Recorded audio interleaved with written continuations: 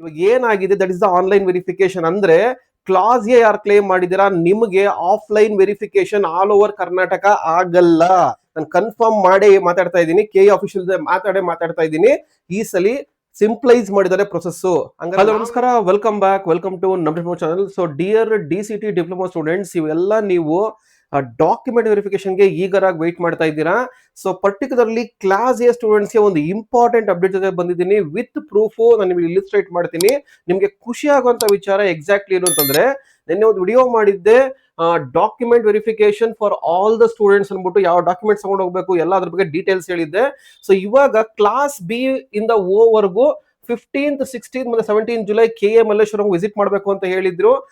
ಕೊಟ್ಟಿದ್ದಾರೆ, slot book ಮಾಡ್ಕೊಂಡು ಹೋಗಿ ಅಂತ. ಬುಕ್ ಮಾಡ್ಕೊಂಡು ಹೋಗಿ ಕ್ಲಾಸ್ ಎ ಸ್ಟೂಡೆಂಟ್ಸ್ಗೆ ಆಲ್ ಓವರ್ ಕರ್ನಾಟಕ ಆಗುತ್ತೆ. DCT ರ್ಯಾಂಕ್ ಬಂದಾದ್ಮೇಲೆ ಒಂದು ಶೆಡ್ಯೂಲ್ ಬಿಡ್ತಾರೆ, ಸೆಂಟರ್ಸ್ ಬಿಡ್ತಾರೆ, government college, nearest government college ಅಂದ್ಬಿಟ್ಟು. ಸೊ ಇವಾಗ ಏನ್ ಅಪ್ಡೇಟ್ ಅಂತಂದ್ರೆ, ನಿಮಗೆ ಆನ್ಲೈನ್ ವೆರಿಫಿಕೇಶನ್ ಆಗುತ್ತೆ. ಇವಾಗ ಏನಾಗಿದೆ that is the online verification ಅಂದ್ರೆ ಕ್ಲಾಸ್ ಎ ಯಾರು ಕ್ಲೇಮ್ ಮಾಡಿದಿರಾ ನಿಮಗೆ offline verification all over Karnataka ಆಗಲ್ಲ, ಬಟ್ ವೆರಿಫಿಕೇಶನ್ ಇರುತ್ತೆ. ಏನ್ ಸರ್ ಇದು ಆಗುತ್ತೆ ಅಂತೀರಾ, ಆಗಲ್ಲ ಅಂತೀರಾ, ಯಾವ್ದೋ ಒಂದು ಕ್ಲಾರಿಟಿ ಆಗಿ ಹೇಳಿ ಅಂತ ಹೇಳ್ತಾ ಇದಾರೆ, ಕೇಳ್ತಿದ್ದೀರಾ. ಸೊ ಅದಕ್ಕೆ ಹೇಳ್ತಾ ಇರೋದು. ಸೊ ಯಾರ್ಯಾರು ಕ್ಲಾಸ್ ಎ ಕ್ಲೇಮ್ ಮಾಡಿದಿರಾ, so this option last year ಹಿಂಗ್ ಮಾಡಿದ್ರು. ಅಂದ್ರೆ ಎಲ್ಲಾ Karnataka college, all over Karnataka nearest government college visit ಮಾಡಿ ಎಲ್ಲಾ ಡಾಕ್ಯುಮೆಂಟ್ಸ್ ತಗೊಂಡೋಗಿ ವೆರಿಫಿಕೇಶನ್ ಮಾಡೋದು ಎಲ್ಲಾರ್ಗೂ ಬೇಕಾಗಿಲ್ಲ, ಬಟ್ ಕೆಲವರಿಗೆ ಬೇಕಾಗುತ್ತೆ. ಯಾರ್ಯಾರಿಗೆ ಅಂತ ಡೀಟೇಲ್ ಆಗಿ ಹೇಳ್ತೀನಿ, ವೆಯ್ಟ್ ಮಾಡ್ತಾ ಇರಿ. ಓಕೆ, ಸೊ ಅವರೇ ಕೊಟ್ಟಿದ್ದಾರೆ, ಆಪ್ಷನ್ ಎಂಟ್ರಿ ಪ್ರೊಸೆಸ್ ಅಲ್ಲಿ ಕೊಟ್ಟಿದ್ದಾರೆ ನೋಡಿ. ಇಲ್ಲಿ ಪ್ರಾಧಿಕಾರದ ವೆಬ್ಸೈಟ್ ನಲ್ಲಿ ನಿಗದಿತ ಲಿಂಕ್ ಆಯ್ಕೆ ಮಾಡಿ ಅಭ್ಯರ್ಥಿಗಳು ಅಗತ್ಯ ವಿವರಗಳನ್ನು ದಾಖಲಿಸಿ ವೆರಿಫಿಕೇಶನ್ ಸ್ಲಿಪ್ ಡೌನ್ಲೋಡ್ ಮಾಡಿಕೊಳ್ಳಬೇಕು. First verification slip document verification ಆದ್ಮೇಲೆ ಕೊಟ್ಟಿದ್ರು, ಅದ್ರ ಬಗ್ಗೆನೂ ವಿಡಿಯೋ ಮಾಡಿದ್ದೆ, ವೆರಿಫಿಕೇಶನ್ ಸ್ಲಿಪ್ ಬಗ್ಗೆ ವಿಡಿಯೋ ಮಾಡಿದ್ದೆ. ಅಲ್ಲಿ ಹೋದ್ರೆ ಕೊಡ್ತಾರೆ ಅಂತ, ಅವಾಗ ಇಲ್ಲ, ಆನ್ಲೈನ್ ಅಲ್ಲೇ ಬರುತ್ತೆ, ಅವರೇ ಕೊಟ್ಟಿದ್ದಾರೆ ನೋಡಿ. ಇಲ್ಲೇ ಹೇಳಿದ್ದಾರೆ ಪಾಯಿಂಟ್ ನಂಬರ್ 2, ಅಭ್ಯರ್ಥಿಯು ಮೊದಲನೇದಾಗಿ ವೆರಿಫಿಕೇಶನ್ ಸ್ಲಿಪ್ ಅನ್ನು ಪ್ರಾಧಿಕಾರದ ವೆಬ್ಸೈಟ್ ಇಂದ ಡೌನ್ಲೋಡ್ ಮಾಡಿಕೊಳ್ಳಬೇಕು. ವೆರಿಫಿಕೇಶನ್ ಸ್ಲಿಪ್ ನಲ್ಲಿ ಅಭ್ಯರ್ಥಿಗಳು ಎಲ್ಲಾ ವಿವರಗಳನ್ನು ಮುದ್ರಿಸಲಾಗಿರುತ್ತದೆ. ಹೆಸರು, ಆದಾಯ ಮತ್ತು ಇತರೆ ಮೀಸಲಾತಿ ವಿವರಗಳು ಎಲ್ಲ ಇರುತ್ತೆ ಅಂತ ಹೇಳ್ತಾ ಇದ್ದಾರೆ. ಸೊ ವೆರಿಫಿಕೇಶನ್ ಸ್ಲಿಪ್ ನಾನು ಏನ್ ಕೊಟ್ಟಿದ್ದೆ ಲಾಸ್ಟ್ ವಿಡಿಯೋದಲ್ಲಿ ಮಾಡಿದ್ದೆ, ಬೆಳಗ್ಗೆ ಮಾಡಿದ್ದೆ, ಅದೇ ತರ ಇರುತ್ತೆ. ಬಟ್ ನಿಮ್ಗೆ ಈ ಸಲ ಕ್ಲಾಸ್ ಎ ಯಾರು ಕ್ಲೇಮ್ ಮಾಡಿದೀರಾ, ಪರ್ಟಿಕ್ಯುಲರ್ಲಿ ಕ್ಲಾಸ್ ಎ ಯಾರು ಕ್ಲೇಮ್ ಮಾಡಿದೀರಾ, ಆಫ್ಲೈನ್ ವೆರಿಫಿಕೇಶನ್ ಇರಲ್ಲ ಈ ಸಲ. That is the one important news. ಇದು ಯಾಕೆ ಮಾಡಿದ್ದಾರೆ ಅಂತಂದ್ರೆ, ಮೇನ್ಲಿ ಅರ್ಥ ಮಾಡ್ಕೊಳ್ಳಿ. ಒಂದು 37-38 ಸೆಂಟರ್ ಬರುತ್ತೆ ಆಲ್ ಓವರ್ ಕರ್ನಾಟಕ. ಒಂದು ವಾರ ಪ್ರೊಸೆಸ್ ಆಗುತ್ತೆ, ಎಲ್ಲರೂ ಎಂಗೇಜ್ ಆಗ್ಬೇಕು. ಅದನ್ನ ಸಿಂಪ್ಲೈಸ್ ಮಾಡೋದಕ್ಕೆ ಈ ತರ ಮಾಡಿದ್ದಾರೆ. ವಿಡಿಯೋ ಎಂಡ್ವರೆಗೂ ನೋಡಿ, ಡೀಟೇಲ್ ಆಗಿ ಹೇಳ್ತೀನಿ. ಆದ್ರೂ ಕ್ಲಾಸ್ ಎ ಸ್ಟೂಡೆಂಟ್ಸ್ ಹೋಗ್ಬೇಕಾಗತ್ತೆ, ಎಲ್ಲಾರು ಅಲ್ಲ, ಕೆಲವರು ಹೋಗ್ಬೇಕಾಗತ್ತೆ. ಯಾರು ಅಂತ ಡೀಟೇಲ್ ಆಗಿ ಹೇಳ್ತೀನಿ. ಅದಕ್ಕೆ ಏನ್ ಮಾಡಿ, ವಿಡಿಯೋ ಎಂಡ್ವರೆಗೂ ನೋಡಿ. ಆಮೇಲೆ ಈ ಚಾನಲ್ ಯಾರು ಫಸ್ಟ್ ಟೈಮ್ ವಿಸಿಟ್ ಮಾಡ್ತಾ ಇದ್ದೀರಾ, ತಪ್ಪದೆ ಸಬ್ಸ್ಕ್ರೈಬ್ ಮಾಡಿ, ಲೈಕ್ ಮಾಡಿ, ಶೇರ್ ಮಾಡಿ. ಆಮೇಲೆ ND ಅಕಾಡೆಮಿದು ವಾಟ್ಸ್ಆಪ್ ಗ್ರೂಪ್ಸ್ ಇದೆ, ND ಅಕಾಡೆಮಿದು ವೆಬ್ಸೈಟ್ ಇದೆ, ವಾಟ್ಸ್ಆಪ್ ಚಾನಲ್ ಇದೆ, ಜಾಯಿನ್ ಆಗಿ. ಎಲ್ಲಾ ಲಿಂಕ್ ಕೆಳಗಡೆ ಡಿಸ್ಕ್ರಿಪ್ಷನ್ ಅಲ್ಲಿ ಇದೆ. ಆಮೇಲೆ ಆಪ್ಷನ್ ಎಂಟ್ರಿ PDF ಬೇಕಾ, ಪಿಂಗ್ ಮಾಡಿ. ಪರ್ಸನಲ್ ಗೈಡೆನ್ಸ್ ಬೇಕಾ, ಆಪ್ಷನ್ ಎಂಟ್ರಿ ಕರೆಕ್ಟ್ ಆಗಬೇಕಾ, ಪರ್ಸನಲ್ ಗೈಡೆನ್ಸ್ ಬೇಕಾ, ಸ್ಟೆಪ್ ಬೈ ಸ್ಟೆಪ್ ಗೈಡೆನ್ಸ್ ಬೇಕಾ, ಪಿಂಗ್ ಮಾಡಿ. ಲಾಂಗ್ ಟರ್ಮ್ ಕೋಚಿಂಗ್ ಸ್ಟಾರ್ಟ್ ಮಾಡಿದೀನಿ. ಸೊ ಜೂನಿಯರ್ಸ್ ನ ರೆಫರ್ ಮಾಡಿ, ನಿಮ್ಮ ಫ್ರೆಂಡ್ಸ್ಗೆ ಅಥವಾ ಜೂನಿಯರ್ಸ್ ಶೇರ್ ಮಾಡಿ, ND ಅಕಾಡೆಮಿ ರೆಫರ್ ಮಾಡಿ. So coming back to the video, important update ಗೊತ್ತಾಯ್ತಲ್ಲ ಇವಾಗ. What is the important update? Particularly class A students ಯಾರಿದ್ದಾರೆ, ನಿಮಗೆ ಈ ಸಲ ಒಂದು ಖುಷಿ ಪಡೋ ವಿಚಾರ ಏನು ಅಂತಂದ್ರೆ, ನೀವು ಡಾಕ್ಯುಮೆಂಟ್ ವೆರಿಫಿಕೇಶನ್ ಹೋಗೋದ್ ಬೇಕಾಗಿಲ್ಲ. ಏನ್ ಸರ್ ನೆನ್ನೆ ಎಲ್ಲ ಆ ಡಾಕ್ಯುಮೆಂಟ್ ತಗೊಳ್ಳಿ, ಈ ಡಾಕ್ಯುಮೆಂಟ್ ತಗೊಳ್ಳಿ, ಪ್ರಿನ್ಸಿಪಾಲ್ ಸೈನ್ ಮಾಡಿಸ್ಕೊಳ್ಳಿ, ಅದು ಮಾಡಿಸ್ಕೊಳ್ಳಿ, ಇದು ಮಾಡಿಸ್ಕೊಳ್ಳಿ ಅಂತ ಎಲ್ಲ ಹೇಳಿದ್ರಿ. ಇವಾಗ ನೋಡಿದ್ರೆ ಹೋಗ್ಬೇಡಿ ಅಂತ ಹೇಳ್ತಾ ಇದ್ದೀರಾ, ಆನ್ಲೈನ್ ಅಂತ ಹೇಳ್ತಾ ಇದ್ದೀರಾ. ಯಾಕೆ ಅಂತ ಇಲಿಸ್ಟ್ರೇಷನ್ ಮಾಡ್ತೀನಿ ನೋಡಿ. ಹೇಳಿದ್ನಲ್ಲ, ಸಿಂಪ್ಲೈಸ್ ಮಾಡೋದಕ್ಕೆ ಅವ್ರು ಮಾಡಿದ್ದಾರೆ ನೋಡಿ. ಇಲ್ಲಿ KA ಹೋಮ್ ಪೇಜ್ ಬಂದ್ರೆ, ನೀವು procedure for participating in the DCT online application ಅಂತ ಇದೆ, ಕ್ಲಿಕ್ ಮಾಡಿದ್ರೆ ನಿಮ್ಗೆ ಓಪನ್ ಆಗುತ್ತೆ ನೋಡಿ. ಇಲ್ಲೇ ಬಂದಿರುತ್ತೆ, ಇಲ್ಲೇ ಆಪ್ಷನ್ ಕೊಟ್ಟಿದ್ದಾನೆ ನಿಮ್ಗೆ, ವೆರಿಫಿಕೇಶನ್ ಸ್ಲಿಪ್ ಪ್ರೊಸೆಸ್ ಅಂತ ಕೊಟ್ಟಿದ್ದಾನೆ. ಇವಾಗ ಏನ್ ಹೇಳಿದೆ ಇಲಿಸ್ಟ್ರೇಟ್ ಮಾಡಿದೆ, ಅವನು ಅದನ್ನೇ ಕೊಟ್ಟಿದ್ದಾನೆ ಇಲ್ಲಿ. ಪ್ರಾಧಿಕಾರದ ವೆಬ್ಸೈಟ್ ನಿಗದಿತ ಲಿಂಕ್ ಅನ್ನು ಆಯ್ಕೆ ಮಾಡಿ ಅಗತ್ಯ ವಿವರಗಳು ದಾಖಲಿಸಿ ವೆರಿಫಿಕೇಶನ್ ಸ್ಲಿಪ್ ಡೌನ್ಲೋಡ್ ಮಾಡಿಕೊಳ್ಳಬೇಕು. ಅಂದ್ರೆ ಇವಾಗ ಹೆಂಗೆ ನೀವು ಆಪ್ಷನ್ ಮೀನ್ಸ್ ಅಪ್ಲಿಕೇಶನ್ ಲಿಂಕ್ ಹಾಕಿದ್ರೆ, ಅದೇ ತರ ವೆರಿಫಿಕೇಶನ್ ಸ್ಲಿಪ್ ಡೌನ್ಲೋಡ್ ಲಿಂಕ್ ಅಂತ ಕೊಡ್ತಾರೆ. ಆ ಲಿಂಕ್ ಕ್ಲಿಕ್ ಮಾಡಿ ನಿಮ್ಮ ಅಪ್ಲಿಕೇಶನ್ ನಂಬರು, ನಿಮ್ಮ ಪಾಸ್ವರ್ಡ್ ಹಾಕಿದ್ರೆ ಅಲ್ಲಿ ಏನೋ ಒಂದು ಪ್ಯಾರಾಮೀಟರ್ಸ್ ಹೇಳ್ತಾರೆ, ಅದನ್ನ ಎಂಟ್ರಿ ಮಾಡಿದ್ರೆ ನಿಮ್ಗೆ ವೆರಿಫಿಕೇಶನ್ ಸ್ಲಿಪ್ ಆಟೋಮೆಟಿಕ್ ಡೌನ್ಲೋಡ್ ಆಗುತ್ತೆ. ಬೆಳಗ್ಗೆ ಏನ್ ಇಂಡಿಕೇಟ್ ಮಾಡಿದೆ ವಿಡಿಯೋ ಅಲ್ಲಿ, ವೆರಿಫಿಕೇಶನ್ ಸ್ಲಿಪ್ ವಿಡಿಯೋ ಇದೆಯಲ್ಲ, ಸೇಮ್ ಅದೇ ತರನೇ ಬರುತ್ತೆ, ಬಟ್ ಆನ್ಲೈನ್ ಅಲ್ಲಿ ಬರುತ್ತೆ. ಸೊ ಈ ಸಲ ಆಫ್ಲೈನ್ ವೆರಿಫಿಕೇಶನ್ ಇರಲ್ಲ. ಸೊ ಇಷ್ಟೆಲ್ಲ ಹೇಳಿದ್ಮೇಲೆ ನಿಮ್ಗೆ ನೆಕ್ಸ್ಟ್ ವರ್ಡ್ ಬರೋದೇನು ಅಂತಂದ್ರೆ, ಸರ್ ಇವಾಗ ಎಲ್ರಿಗೂ ಆನ್ಲೈನ್ ಅಲ್ಲಿ ಡೌನ್ಲೋಡ್ ಆಗುತ್ತಾ, ಅಥವಾ ಯಾರ್ಯಾರು ಹೋಗ್ಬೇಕು ತಿಳಿಸ್ಕೊಡಿ ಅಂತ ಕೇಳ್ತೀರಾ. ಸೊ ಎಲ್ರಿಗೂ ಆಲ್ಮೋಸ್ಟ್ ಒಂದು 80 to 85% ಆನ್ಲೈನ್ ಅಲ್ಲೇ ಡೌನ್ಲೋಡ್ ಆಗುತ್ತೆ. ರಿಮೈನಿಂಗ್ ಸ್ವಲ್ಪ ಜನ ಕ್ಲಾಸ್ ಎ ಅವರು ವೆರಿಫಿಕೇಶನ್ ಸೆಂಟರ್ಗೆ ಅಂದ್ರೆ KA ಮಲ್ಲೇಶ್ವರಂಗೆ ಹೋಗ್ಬೇಕಾಗುತ್ತೆ. ಯಾರು ಅಂತ ಇಂಡಿಕೇಟ್ ಮಾಡ್ತೀನಿ. ಎಕ್ಸಾಂಪಲ್ ತಗೊಂಡಿದ್ದೀನಿ ನಾನು ಇಲ್ಲಿ ನೋಡಿ. ಸ್ಟೂಡೆಂಟ್ 1 ಇಲ್ಲಿ ನೋಡಿ, ಇಲ್ಲಿ ಬಂದ್ರೆ ನಿಮ್ಗೆ ಇಲ್ಲಿ ಪೇಜ್ ನಂಬರ್ 3 ಅಥವಾ 4 ಅಲ್ಲಿ ಬಂದಿರುತ್ತೆ. ನಿಮಗೆ ನಿಮ್ಮ application soft copy page number 3 ಅಲ್ಲಿ 4 ಅಲ್ಲಿ ಬಂದಿರುತ್ತೆ ನೋಡಿ. ಇಲ್ಲಿ ಫೈನಲ್ ವೆರಿಫಿಕೇಶನ್ ಸ್ಟೇಟಸ್ ಅಂತ ಇದೆಯಲ್ಲ, ಇಲ್ಲಿ ಕಾಣಿಸ್ತಿದೆ ಅಲ್ಲಿ final verification status.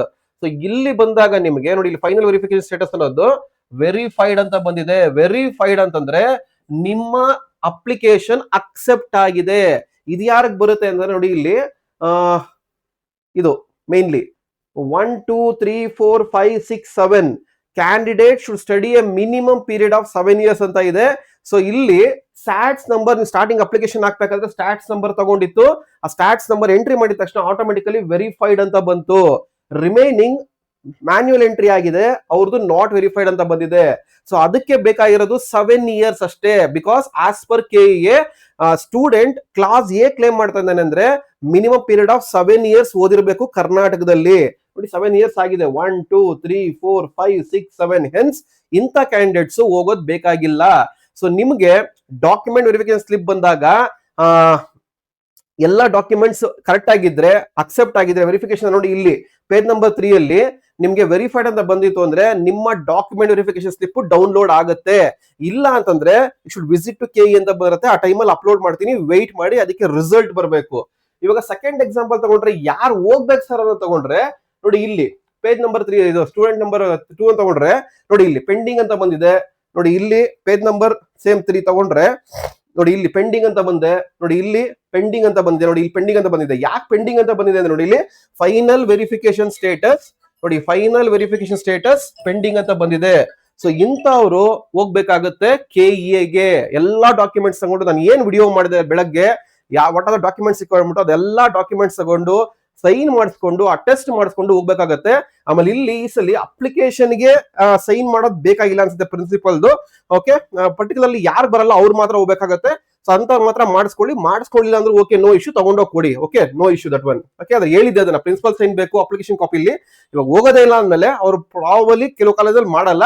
So don't very, ಏನಿದೆ ತಗೊಂಡೋಗಿ ಕೊಟ್ರೆ ಮಾಡ್ಕೊಡ್ಲಿ, ಇಲ್ಲ ಅಂದ್ರೆ ತಗೊಂಡೋಗಿ ಕೊಡಿ, ನೋ ಇಶ್ಯೂ. ಓಕೆ, ಸೊ ಇವಾಗ ನೋಡಿ ಇಂಥವ್ರಿಗೆ ಪೆಂಡಿಂಗ್ ಅಂತ ಬಂದಿದೆಯಲ್ಲ. ಸೊ ಈ ಪೆಂಡಿಂಗ್ ಅಂತ ಯಾಕೆ ಬಂತು ಸರ್? ಇವಾಗ ಇವ್ರಿಗೆ ನೋಡಿದ್ರೆ ವೆರಿಫೈಡ್ ಅಂತ ಬಂತು ನೋಡಿ, ಇವ್ರು ವೆರಿಫೈಡ್ ಅಂತ ಬಂತು. ಸೊ ಇವ್ರಿಗೆ ನೋಡಿದ್ರೆ ಪೆಂಡಿಂಗ್ ಅಂತ ಬಂದಿದೆ. ಯಾಕೆ ಅಂತಂದ್ರೆ ನೋಡಿ, ಇಲ್ಲಿ ಮೈನ್ ಬಂದ್ರೆ ಇಲ್ಲಿ ಗೊತ್ತಾಗುತ್ತೆ ನಿಮ್ಗೆ. ಇಲ್ಲಿ ನೋಡಿ, ಇಲ್ಲಿ ಕಾಣಿಸ್ತಾ ಇದೆ, ಇಲ್ಲಿ ಏನಾಗಿದೆ, ಇಲ್ಲಿ ಸ್ಟ್ಯಾಂಡರ್ಡ್ 1 to 10th ಎಲ್ಲ ನಾಟ್ ವೆರಿಫೈಡ್ ಇದೆ. ಸ್ಟ್ಯಾಂಡರ್ಡ್ 1 to 10th ಎಲ್ಲ ನಾಟ್ ವೆರಿಫೈಡ್ ಇದೆ ನಮ್ಗೆ. ಇಲ್ಲಿ ನೋಡಿ, ಎಲ್ಲ ನಾಟ್ ವೆರಿಫೈಡ್ ಅಂತ ಇದೆ. ಅಂದ್ರೆ minimum period of 7 years accept ಆಗಿಲ್ಲ ಅಲ್ಲಿ, ಅಂತವ್ರಿಗೆ ಪೆಂಡಿಂಗ್ ಅಂತ ಬಂದಿದೆ. ನೋಡಿ ಇಲ್ಲಿ ಬಂದ್ರು ಅಷ್ಟೇ ನಿಮ್ಗೆ, ಇಲ್ಲಿ ನೋಡಿ ಇಲ್ಲಿ ಬಂದ್ರು ಅಷ್ಟೇ, ನೋಡಿ ಇಲ್ಲಿ ಬಂದ್ರು ಅಷ್ಟೇ ನಾಟ್ ವೆರಿಫೈಡ್. ಸೊ ಇಲ್ಲಿ ಬಂದ್ರು ಅಷ್ಟೇ ನಾಟ್ ವೆರಿಫೈಡ್. ಎಲ್ಲ ನೋಡಿ, ಎಲ್ಲ ಮ್ಯಾನ್ಯುಯಲ್ ಎಂಟ್ರಿ ಮಾಡಿರೋದು. ಇಂಥ ಸ್ಪೆಸಿಫಿಕಲಿ ಹೋಗ್ಬೇಕಾಗಿರುತ್ತೆ. ನೋಡಿ ಇಲ್ಲಿ ಬಂದ್ರು ಅಷ್ಟೇ, ಸ್ಟೂಡೆಂಟ್ 3 ಬಂದ್ರು ಅಷ್ಟೇ ಪೆಂಡಿಂಗ್ ಅಂತ. ನೋಡಿ ಇಲ್ಲಿ ಪೆಂಡಿಂಗ್ ಅಂತ ಇದೆ. ನೋಡಿ ಫೈನಲ್ ವೆರಿಫಿಕೇಶನ್ ಸ್ಟೇಟಸ್ ಪೆಂಡಿಂಗ್ ಅಂತ ಬಂದಿದೆ ಇಲ್ಲಿ. ನೋಡಿ ಇವ್ರಿಗೂ ಅಷ್ಟೇ. ನೋಡಿ ಇಲ್ಲಿ ಏನಾಗಿದೆ, ನೋಡಿ ಇಲ್ಲಿ ತಗೊಂಡಿರೋದು ಎಷ್ಟು, 1 2 3 4 5 6 7 ವೆರಿಫೈಡ್ ಅಂತ ಬಂದ್ರು ಇಲ್ಲಿ ಪೆಂಡಿಂಗ್ ಅಂತ ಬಂದಿರುತ್ತೆ. ನೋಡಿ ಇಲ್ಲಿ ಪೆಂಡಿಂಗ್ ಅಂತ ಬಂದಿದೆ. ಯಾಕೆಂದ್ರೆ ಗೊತ್ತಿಲ್ಲ, ಅವ್ರು ತಗೊಂಡಿಲ್ಲ. ನೋಡಿ 13 ಅಂತ ಹೇಳಿದೆ, ಮಿನಿಮಮ್ ಸ್ಟಾರ್ಟ್ಸ್ ವೆರಿಫೈಡ್ 7 ಅಂತ ಬಂದಿದೆ, ಆದ್ರೂ ಪೆಂಡಿಂಗ್ ಅಂತ ಬಂದಿದೆ. ಡ್ಯೂ ಟು ಸಮ್ ರೀಸನ್ ಏನೋ ಬರಕ್ ಹೇಳಿದ್ದಾರೆ. ಸೊ ಯಾರ್ಯಾರಿಗೆ ಪೆಂಡಿಂಗ್ ಅಂತ ಇದೆ, ಐ ಥಿಂಕ್ ಅವರಿಗೆ document verification slip online download ಆಗಲ್ಲ. ಬೇಕಾದ್ರೆ ರೀಚೆಕ್ ಮಾಡಿ ಒಂದ್ಸಲಿ. ಇವಾಗ ಯಾರೋ ಮೆಸೇಜ್ ಮಾಡಿದಾಗ ನಮ್ಮ ಸ್ಟೂಡೆಂಟ್ ಕೇಳ್ತಾ ಇದ್ರು, ಸರ್ ನಾನು ಫೀಸ್ ಕಟ್ಟಿದಾಗ ವೆರಿಫೈಡ್ ಅಂತ ಬಂದು ಸ್ಯಾಟ್ಸ್ ವೆರಿಫೈಡ್ ಅಂತ ಬಂದು, ನೋಡಿ ಇನ್ನೊಂದು ಬರುತ್ತೆ, ಇನ್ನೊಂದು ಆಪ್ಷನ್ ನೋಡಿ, ಸ್ಯಾಟ್ಸ್ ವೆರಿಫೈಡ್ ಅಂತ ಬರುತ್ತೆ. ನೋಡಿ ಫೈನಲ್ ವೆರಿಫಿಕೇಶನ್ ಸ್ಯಾಟ್ಸ್ ವೆರಿಫೈಡ್ ಅಂತ ಬರುತ್ತೆ, ಫೈನಲ್ ವೆರಿಫಿಕೇಶನ್ ಸ್ಯಾಟ್ಸ್ ವೆರಿಫೈಡ್ ಅಂತ ಬರುತ್ತೆ. ಇವರು ಹೋಗೋದ್ ಬೇಕಾಗಿಲ್ಲ, ಇವ್ರಿಗೂ ಆನ್ಲೈನ್ ಕ್ಲೇಮ್ ಆಗುತ್ತೆ. ಇವಾಗ ಯಾರೋ ಒಂದು ಹುಡುಗ ಹೇಳ್ದ, ಸರ್ ಮೊದ್ಲು ಈ ತರ ಸ್ಯಾಟ್ಸ್ ವೆರಿಫೈಡ್ ಅಂತ ಬಂದಿತ್ತು, ಇವಾಗ ಪೆಂಡಿಂಗ್ ಅಂತ ಬರ್ತಾ ಇದೆ ಅಂತ ಹೇಳ್ತಾ ಇದ್ದಾನೆ. ಮತ್ತೆ ಡೌನ್ಲೋಡ್ ಮಾಡಕ್ ಹೋದ್ರೆ ಡೌನ್ಲೋಡ್ ಮಾಡ್ಕೊಬಹುದು ನೀವು. ಇಲ್ಲಿ ಡ್ಯೂ ಟು ಸಮ್ ರೀಸನ್ಸ್ ಆತರ ಬಂದಿರುತ್ತೆ. ಸೊ ಒಂದಂತ ಅರ್ಥ ಮಾಡ್ಕೊಂಬಿಡಿ, ಯಾರ್ಯಾರಿಗೆ ಕ್ಲಾಸ್ ಗೆ ಕ್ಲೇಮ್ ಮಾಡಿದೀರಾ, ಇಲ್ಲಿ ಡಾಕ್ಯುಮೆಂಟ್ ಫೈನಲ್ ವೆರಿಫಿಕೇಶನ್ ಸ್ಟೆಪ್ ಅಲ್ಲಿ ವೆರಿಫೈಡ್ ಅಂತ ಬಂತು, ಅವರು ಸ್ಯಾಟ್ಸ್ ವೆರಿಫೈಡ್ ಅಥವಾ ವೆರಿಫೈಡ್ ಅಂತ ಬಂತು, ಪ್ರಾಬಬಲಿ ಅವರು ಹೋಗೋದ್ ಬೇಕಾಗಿಲ್ಲ. ಅವ್ರಿಗೆ ಆನ್ಲೈನ್ ಅಲ್ಲಿ ಲಿಂಕ್ ಕೊಡ್ತಾರೆ, ಲಿಂಕ್ ಅಲ್ಲಿ ಡೌನ್ಲೋಡ್ ಮಾಡ್ಕೊಬೇಕು. ಯಾರ್ಯಾರ್ದು ಪೆಂಡಿಂಗ್ ಅಂತ ಬರುತ್ತೆ ನೋಡಿ, ಯಾರ್ಯಾರ್ದು ಪೆಂಡಿಂಗ್ ಅಂತ ಬರುತ್ತೆ ಇವ್ರಂತೂ ಹೋಗ್ಲೇಬೇಕು. ಎಲ್ಲಿಗೆ ಅಂತಂದ್ರೆ KE ಮಲ್ಲೇಶ್ವರಂ, ಎಂಟೈರ್ ಕರ್ನಾಟಕ ಆಗಲ್ಲ, ಅಂತವ್ರು ಮಾತ್ರ ಬರ್ಬೇಕಾಗತ್ತೆ. ಸೊ ಇದು ಗಮನ ಇರ್ಲಿ. This is the important update ನಾನು ನಿಮ್ಗೆ ಕೊಡಕ್ ಬಂದಿರೋದು. ಸೊ ಬೆಳಗ್ಗೆ ನೆನ್ನೆ ಮಾಡಿದೆ ವೆರಿಫಿಕೇಶನ್ ಬೇಕು ಅಂತ, ಎಲ್ಲಾರ್ಗು ಆಗುತ್ತೆ ಅಂತ. ಖಂಡಿತ ಈ ಸಲ ಆಗೋ ಚಾನ್ಸಸ್ ಇರಲ್ಲ. ಇದು ಯಾಕೆ ಇಷ್ಟೊಂದು ಹೇಳ್ತಾ ಇದೀನಿ ಅಂದ್ರೆ, ನಾನು ಕನ್ಫರ್ಮ್ ಮಾಡಿ ಮಾತಾಡ್ತಾ ಇದ್ದೀನಿ, KE ಆಫೀಷಿಯಲ್ ಮಾತಾಡ್ತಾ ಇದ್ದೀನಿ. ಈ ಸಲ ಸಿಂಪ್ಲೈಸ್ ಮಾಡಿದ್ದಾರೆ ಪ್ರೊಸೆಸ್. ಹಂಗಾರೆ ನಾವ್ ಏನ್ ಸರ್ ಮಾಡ್ಬೇಕು ಅಂತಂದ್ರೆ, ಇವಾಗ ಆನ್ಲೈನ್ ವೆರಿಫಿಕೇಶನ್ ಸ್ಲಿಪ್ ಆಗುತ್ತೆ ಅಂದ್ರೆ ನಮ್ಗೆ ಏನ್ ಡಾಕ್ಯುಮೆಂಟ್ಸ್ ಬೇಡ ಅಂದ್ರೆ, ಖಂಡಿತ ಎಲ್ಲಾ ಡಾಕ್ಯುಮೆಂಟ್ಸ್ ಬೇಕು. ಅಂದ್ರೆ ನಿಮ್ಮ 1 to 6 sem marks cards, abstract, provisional diploma certificate, ಮತ್ತೆ diploma study certificate, 1 to 10 study certificate, Kannada medium, rural, ಏನೇನ್ ಡಾಕ್ಯುಮೆಂಟ್ಸ್ ಇದೆ ಎಲ್ಲ ಒಂದ್ಸೆಟ್ ಇಟ್ಕೊಬೇಕು, ಅಟೆಸ್ಟ್ ಮಾಡಿಸ್ಕೊಬೇಕು.